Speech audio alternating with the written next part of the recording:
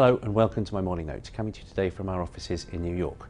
Now, the markets have had a week to digest what happened in Cyprus now, and the picture remains somewhat unclear.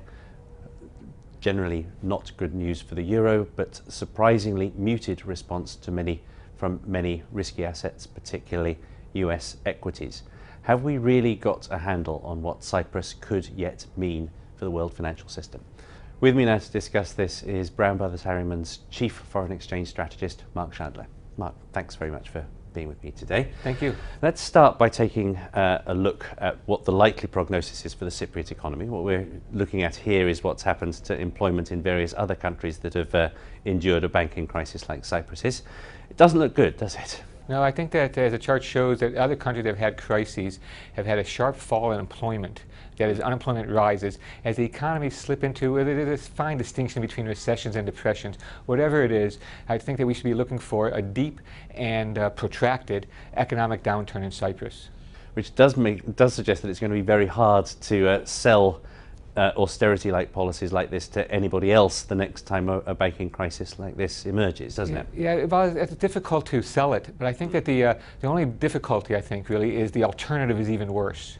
That if Cyprus were to leave the Union, for example, what would happen? And I think that they'd have all these problems plus more because they wouldn't be part of the EU anymore.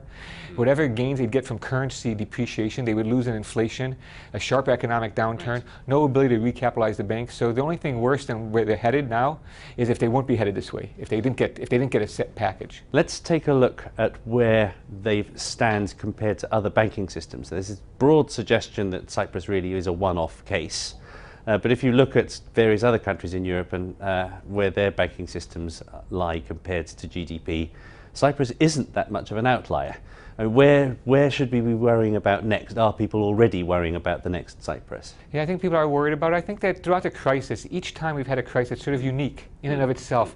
The conditions, the structure of the country, the relationship with the banking system, there are a lot of issues that make each one unique. And so I think that it is true that Cyprus is unique in some respects. But as your chart shows, we have a large amount of, we have several other countries that have a large amount of banking assets relative to GDP. And those countries, especially the smaller countries, I'd say that the market's focusing on Slovenia, Malta, Luxembourg as the next likely candidates. Not that the market's building up a speculative attack on them, but we're watching those fundamentals very closely.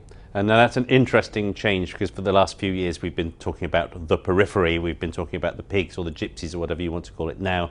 Now the focus is widening in a somewhat intriguing way there.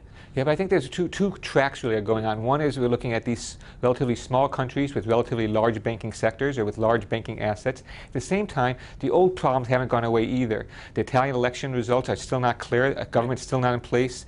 The Spanish situation still not fully resolved. I think there's no sense of closure yet there either.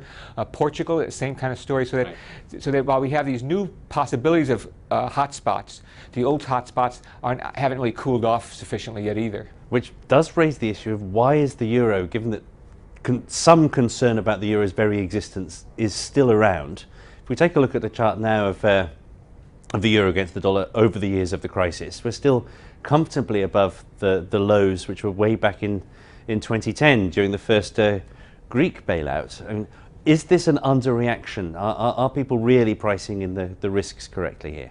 Well, I think that takes the market some time because there's a lot of conflicting forces. Everything is not negative euro, positive the U.S. As you know, in the United States, we still have extensive quantitative easing, $85 billion a month the Federal Reserve is buying. And I think that spooks a lot of people as far as the long-term outlook for the dollar. We haven't addressed our long-term structural fiscal issues. But I also think there's reserve accumulation and diversification. But we're forecasting for the euro to finish the year near 120. Which, as you know, is we've seen those levels before.